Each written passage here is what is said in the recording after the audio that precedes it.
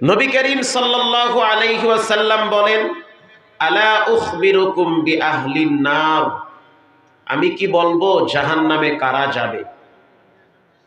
জাহান্নামে কারা যাবে এটা রাসূল বলেন সাহাবীদেরকে, আমি কি বলবো জাহান্নামে কারা যাবে? তো সাহাবীরা বললেন, বালা ইয়া রাসূলুল্লাহ, অবশ্যই বলবেন জাহান্নামে কারা যাবে, তাদের ক্যারেক্টার কি, তাদের চরিত্র কি, তাদের সিম্পটম গুলা কি, এগুলো একটু বলেন। আল্লাহর রাসূল বলেন, কুল্লু উতুল্লি জাওয়াজিম মুস্তাকবিরিন আয় মুতাকাব্বিরিন, জাহান্নামে যাবে তারা যাদের ভিতরে তিনটা বদ অভ্যাস থাকবে। বলেন নাউজুবিল্লাহ। জাহান্নামে যাবে তারা যাদের ভিতরে বদ অভ্যাস থাকবে। কয়টা? এটা হাদিসের কথা, এটা বুখারী শরীফের হাদিস, এটা মামু বাড়ির কিচ্ছা না। জাহান্নামে যাবে তারা যাদের ভিতরে তিনটা বদ অভ্যাস থাকবে, তিনটা বদ আমল থাকবে। আমি কি বলবো? নাম্বার 1, যারা প্রচন্ড বদ মেজাজি। আমি কিন্তু বয়ান করতে আমার একটু সময় লাগবে, ধরেন 1.5-2 ঘন্টা টাইম লাগবে। আপনারা কি শেষ পর্যন্ত থাকবেন? পিছনের ভাইরা মনে হয় যে অনেকেই ঘুমায় গেছে। কি ঘুমায় গেছেন? কে কে ঘুমাইছেন 2 হাত তুলে আল্লাহরে দেখান। মাশাআল্লাহ, মাশাআল্লাহ, অনেকেই ঘুমায় গেছে। মাশাআল্লাহ, ওটা ভুলে হাত তুলে ফেলাইছে। এটা মাঝে মাঝে একটু হাত তোলার দরকার আছে, নাহলে তো ঘুমায় পড়বে। আল্লাহ আপনাদেরকে ধৈর্যের সহিত শেষ পর্যন্ত থাকার তৌফিক দান করুন। আরো জোরে বলেন। আবু হুরায়রা রাদিয়াল্লাহু তাআলা আনহু একদিন গাছ লাগাইতেছে।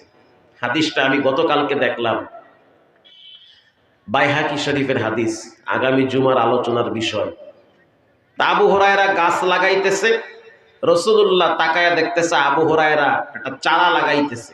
চারা চিনেন? চারা, গাছের চারা। তো রাসূল বলতেছে, আবু হুরায়রা কি লাগাও? বলে, আমি একটা চারা লাগাইতেছি, আপনি দোয়া কইরেন এই গাছটার মাধ্যমে যেন আল্লাহ আমাকে দুনিয়ায় কল্যাণ দান করে। তো রাসূল বলল, আখিরাতের কল্যাণের জন্য একটা নিয়ম শিখাই দিব তোমাকে, তুমি একটা চারা লাগাইতে পারবা? বলে, অবশ্যই। রাসূল বললেন, সুবহানাল্লাহ আলহামদুলিল্লাহ ওয়ালা ইলাহা ইল্লাল্লাহ আল্লাহু আকবার, এই শব্দগুলা বলার সাথে সাথে আল্লাহ তাআলা তোমার জন্য জান্নাতে একটা করে গাছ লাগায় দিবে। এই যে একবার বললেন সুবহানাল্লাহ, আল্লাহর কসম, রাসূলুল্লাহর কথা বলার সাথে সাথে জান্নাতে একটা গাছ তৈরি হয়ে যায়।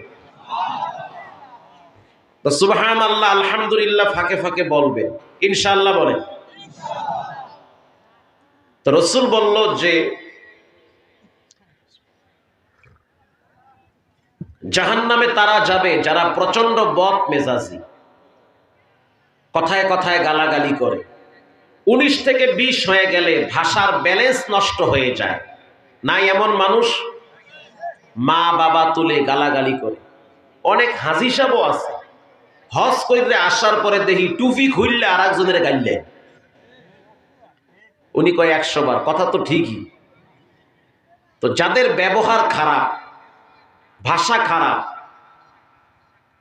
রাসূল বলেছেন তারা যেন অপেক্ষায় থাকে তাদের রব তাদেরকে মাথা নিচের দিকে দিয়ে পা উপরের দিকে উঠায়া বাইন্দা ছেঁচড়ায়া জাহান্নামে ফেলাবে।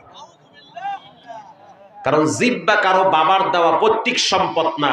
যেই জিহ্বা দিয়া গালি দিচ্ছেন এটা কার দেওয়া? এটারে বেকা বানায়া ক্যান্সার দিয়া ভিতর দিয়া রক্ত বাইর করতে পারে আল্লাহ, অনেকেরে বাইর করে। তো আল্লাহ আপনার জিহ্বাটার চমৎকার একটা স্বাদ গ্রহণ করার বস্তু দিয়েছে, কথা বলার শক্তি দিয়েছে। তাই বলে যাকে তাকে গালাগালি করবেন, যাকে তাকে নিয়ে উপহাস করবেন, এটা হতে পারে বদ মেজাজওয়ালা ব্যক্তি। কিছু মানুষ আছে যারা বাহিরে মেজাজ দেখায়, ঘরে গেলে এরা পাত্তা পায় না। মানে বউয়ের লাগে যদি মেজাজ দেখায়, বউ এমন জাডি মারে, ডরের ঠেলায় দৌড় মারে। বউরে যদি কয় 1 কাপ চা দাও, কয় তুই লইয়া খা, যৌতুক খোর। আছে না? নাই? এটি ধনী ফ্যামিলিতে বেশি আছে। ছেলে মেয়েরা পাত্তা দিতে চায় না, কিছু বললে ধমক দেয়, বৃদ্ধাশ্রমে যাও নাইলে মসজিদে গিয়া জিকির করো। তো ঘরে যারা পাত্তা পায় না এরা রাগ দেখায় বাইরে গিয়া, তো বাইরেও রাগ দেখাইতে পারে না, ঘুরে ফিরে মসজিদের ইমাম আর মুয়াজ্জিনের লাগে ঠেলাঠেলি করে। এই কোয়ালিটির কিছু মানুষ এই দেশের ভিতরে আছে না নাই? অভাব না। ঘরে কথা বলার কোনো অপশন নাই, কিছু বললি ছেলে মেয়েরা বলে বাইন্দা ধরে রাখো, ঘরের মধ্যে একটা বস্তা দিয়ে যাইতে ধরবো, ডরে ঘরেই ঘুমায় না। চার দোকানে গিয়া যদি কয় চা দাও, এত গরম ভাবে কেন চা চাও, তোমার ব্যবহার খারাপ, তোমারে চা দিব না, আর এক দোকানে গিয়া যাও।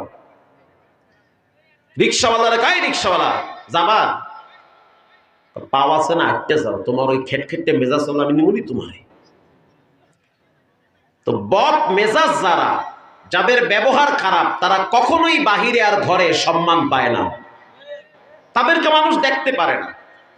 তো রাসূল তো কথা আরো আগেই বলছে, যাদের ব্যবহার খারাপ তাদের ঠিকানা কোথায়? জাহান্নামে। কিছু পুরুষ আছে, যেহেতু মহিলারা আছে প্যান্ডেলে তারাও শুনুন, কিছু পুরুষ আছে বাহিরে গরম দেখাইতে পারে না, ঘরে সহজ সরল বইয়ের লাগে গরম দেয়। বাজারে গেছে মাছ কিনতে, তারাস নদীর মাছ ওঠে না মাঝে মাঝে, গিয়া দেখে বিশাল এক বোয়াল বেটকায় রয়েছে। তো মাছওয়ালারে বলতেছে তোমার মাছের দাম কত? কয় 1350। যে কিনতে গেছে এ কইতে আছে 30 টাকায় দিবি। দাম চাইছে কত? বলছে কত? 30। যার মাছ এর কি মাথা ঠান্ডা আছে না গরম? কয় কি 1350 কয় 30, এটা কোনো কথা? মাছওয়ালায় তো রাইতে আর ঘুমায় নাই, মাছ ধরছে, মেজাজ তো ফুল গরম, জোতা হাতে লইয়া কয় তোর বাপ জীবনে মাছ খাইছে? তো যে বলছে 30 টাকা, হে তো মনে করেন হ্যার জোতা ধুইয়া মারছে দৌড়, কারণ মাছওয়ালার ব্যবসা বেশি ভালো না, চল দিয়া মাছ মারে না জানি ওইটা আমার বিধি মারে। আমার ঘরের দরজা দিয়া ঢুকতে আছে আর বলতে আছে তোর বাপ জীবনে মাছ খাইছে। বউ কইতে আছে কি হইছে কি? তুই কথা কইলে তুইও ফিরে খাবি। সমস্যা কি? সমস্যা হলো ওর বাপ, আমার বাপ নাকি মাছ খায় নাই, ওর বাপই তো মাছ খায় না। তো এই রাগটা না ওই জায়গায় দেখাবা, ঘরে দেখাও, ওখানে দেখাইলে তো ফিট সোজা করে নিয়ে আসা যাইতো না। তো এরকম কিছু মানুষ আছে যারা ঘরে রাগ দেখায়, বাহিরে কোনো পাত্তা নাই, কোনো ভ্যালু নাই, এদের কেউ জিগায় না। রাসূল বলেছেন কুল্লু উতুল্লিন জাওয়াজিম মুস্তাকবিরিন আয় মুতাকাব্বিরিন, জাহান্নামে তারা যাবে যারা প্রচন্ড বদ মেজাজি। 2 নম্বরে যারা অহংকারী। ক্বালা আনা খায়রুম মিন খালাকতানি মিন নারিন ওয়া খালাকতাহু মিন তিন। আল্লাহ বলেন হে ইবলিস তুমি সিজদা করো আদম রে। কারে? আদম রে। ইবলিস এবার অহংকার বশত বলেন ক্বালা আনা খায়রুম মিন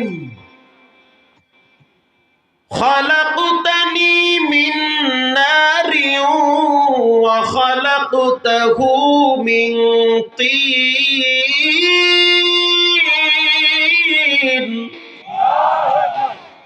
আমি হইলাম আগুনের তৈরি আর হ্যাঁ তো মাটির তৈরি। আগুনের পাওয়ার বেশি না মাটির পাওয়ার বেশি? আগুন তো পুইরা শেষ করে ফেলায় সব, মাটির পর্যন্ত পুড়ে ফেলে আগুন। তা আমার গতি উপরে, মাটির গতি নিচে, আমি কি লেগে হের সামনে মাথা নত করবো? এর চেয়ে তো আমি দামি। এটার কি বলে? অহংকার। আল্লাহর রাসূল বলেন যার ভিতরে অহংকারী ভাব থাকবে সে জান্নাতে যেতে পারবে না। আর এই সমাজের ভিতরে সবচেয়ে বেশি অহংকারী হয় যারা সুদ খায়। সুদখোর, এরা আল্লাহর সাথে যুদ্ধ করার ঘোষণা দিছে। আমনে তো কন নাউজুবিল্লাহ, হেরা তো কয় আউজুবিল্লাহ। প্রিয় সুদখোর ভাইরা, সুদ খাবেন না। আহাল্লাল্লাহুল বাইআ ওয়া হাররামার রিবা। সুদকে হারাম করেছেন কে? আপন মায়ের সাথে জিনা করলে যেই অপরাধ, তার চেয়ে বেশি অপরাধ হয় যে সুদ খায়। আল্লাহর সাথে যুদ্ধ ঘোষণা করে যারা সুদ খায়। যারা সুদ খায় তাদের মৃত্যুর সময় জবানে কালেমা আসবে না। সুদখোরের কবরের ভিতরে জাহান্নামের রাস্তা, ওটার সাথে অ্যাডজাস্ট করে দিবেন কে? সুদখোর ভাইরা, বিনয়ের সহিত বলি, সুদ খাবেন না। সুদ খাওয়া মহাপাপ। যে ব্যক্তি সুদ খায় সে যেন নবীর সাথে দুশ্মনী করে। সুদ খাওয়া যাবে? খায়েন না সুদ। এর চেয়ে বেশি কইলে আমি যাইতে পারি কিনা আবার আল্লাহ জানে। কেন রাস্তায় খাড়ায়া যায়, হুজুর কইছেন কি আপনি? আপনারই আগে সাইজ করি। ভয় নাই কই আপনি কইবেন চালায়া যান, পরে যখন সাইজ করবে তখন কইবে এত কওয়ার দরকার কি? ঠিক না বেঠি? তারপরেও বলতে হবে। কে কি বলল, কে কি করলো, এটা দেখার বিষয় না। একজন আলেম জীবনের সর্বোচ্চ ঝুঁকি নিয়ে কোরআন হাদিসের সঠিক কথা বলবে। সুদ খাওয়া যাবে না। বাহ্যিক ভাবে সুদ খাইলে মনে হয় অনেক টাকা কামাই করে, আসলে না, আরেক দিক থেকে তার নেমে যায়। সুদখোরের ছেলে মেয়ে কখনোই মা বাবার অনুগত নেককার সন্তান হতে পারে না, তারা হারামখোর হয়। যেই লোকটা সুদ খায় তার বউ জানে না যে আমার জামাই সুদ খায়। কথা কন না? তো বউ যদি জামাইরে কয় যে তুমি সুদ খাবা না, তোমার পাও ধরছি। একটা পুরুষ যতই শক্তিশালী হোক আর যত শক্ত দিলের হোক, সে তো নারীর কাছে গেলে দুর্বল হয়ে যায়। তো ম্যাডামরা কেন কয় না যে এই সুদখোর জামাই, সুদ খাইলে কিন্তু তোমার সংসার করুন না, এটা বলুক, এইটা কইবে না। না, জামাই যদি কয় বিয়ে আর একটা করবো, গোলামের ঠ্যাঙ্গের গোড়া কাটতে দিব। কথা কন না? ও জামাই বিয়ে আর একটা কর কথা কইলে তখন মাথা গরম হয়। আর জামাই যখন সুদ খায়, গরিবের রক্ত চুষে খায়, জামাই যখন দুর্নীতি করে, চুরি করে, তখন ঘরের মা বোনেরা কেন বাধা দেয় না, কেন প্রতিবাদ করে না, কেন স্পষ্ট বলে না সুদখোরের ঘরে আমি সংসার করতে চাই না? স্পষ্ট জানিয়ে দেয়। 2-4-5টা বউ যদি বাপের বাড়ি গিয়ে খুঁড়া মারে যে সুদখোরের লাগে থাকুন না, তাহলে এই সমাজে কোনো সুদখোর থাকবে? থাকবে না। প্রিয় ভাইয়েরা আমার, আল্লাহর রাসূল বলেন জাহান্নামে তারা যাবে যাদের ভিতরে অহংকারী ভাব আছে। 3 নম্বরে যাদের অন্তরের ভিতরে বিদ্বেষ রয়েছে। গ্রামের মানুষ বিদ্বেষ বুঝবেন না, হিংসা রয়েছে। হিংসা বুঝেন? আর একজনের উন্নতি দেখলে আপনার কলিজার মধ্যে কামড় মারে। ভাই, আপনি আর সে দুইজনে তো একসাথে স্কুলে পড়তেন, এখন তো আপনি মাটি কেটে পেট চালান, আর আপনার দোস্ত তো সেনাবাহিনীতে চাকরি করে। তো আপনার উচিত যে সেনাবাহিনীতে চাকরি করে, আলহামদুলিল্লাহ, ভালো, দোয়া করি আল্লাহ তার আরো সফলতা দান করুন। কথা ঠিক না বেটি? আপনার বাড়ির পাশের একজন ব্যক্তি ঢাকায় গেছে। ঢাকায় যাওয়ার পরে হঠাৎ তিনি আস্তে আস্তে কিছুদিনের ভিতরে বড়লোক হয়ে গেছে। এখন আপনার উচিত তার পিছনে না লেগে বরং তার জন্য দোয়া করা, দয়ার মালিক আল্লাহ তুমি তারে আরো সফলতা দান করো, আরো ভালো রাখো। হিংসা কাকে বলে? আল্লাহ আপনাকে যেটা দিছে ওটা আমার কলিজার ভিতরে কামড় মারে। কেন লেগে আল্লাহ আপনার এত ভালো রাখে? কেন আপনি ভালো চলেন? আপনার ছেলে মেয়ে কেন কথা শোনে? আপনি না খাইয়া মরতে পারেন না? এই যে ভিতরে জ্বালা পোড়া, এটাকে কি বলে? হিংসা। মুস্কি হাসিতে আসছে হাকিমুল উম্মত থানবী লেখেন, একজন হিংসুক ঘুমায় রইছে। রাত্রিবেলা জিন আইসা বলতে আছে হিংসুক, আমি কিন্তু জিন, আমার কিন্তু অনেক পাওয়ার আছে। আমার নামে, আমাদের নামে কোরআনে সূরা আছে, সূরা জিন। কুল উহিয়া ইলাইয়া আন্নাহু ইসতামা'a নাফারুম মিনাল জিন ফাকালু ইন্না সামি'না কুরআনান আজাবা। কোরআনের ভিতরে জিনদের নামে একটা সূরা আছে না নাই? ভিন্ন এক আয়াতে রব্বুল আলামিন বলেন, ওয়ামা খালাকতুল জিন্না ওয়াল ইনসা ইল্লা লিয়াবুদুন।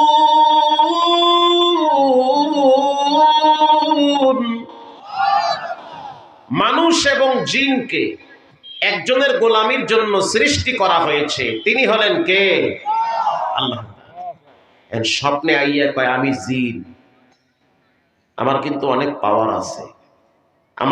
আমাদের এক একজনের হায়াত কিন্তু ১৫০০ ২০০০ বছর, জিনদের হায়াত কিন্তু ২-৩ হাজার বছর, সর্বনিম্ন ৫০০ বছর বাঁচে। অনেকে চিন্তা করতে আছে এইটা যদি আল্লাহ আমারে দিত কতই না ভালো হইতো। সুবহানাল্লাহ। এই ৬০ বছর ৭০ বছর হায়াত দেয়, এই ১% জায়গা নিয়ে মারামারি আর কারাকারি করে। ৫০০ বছর বাঁচলে তো রান্দালয়া রাস্তায় রাস্তায় ঘুরবে।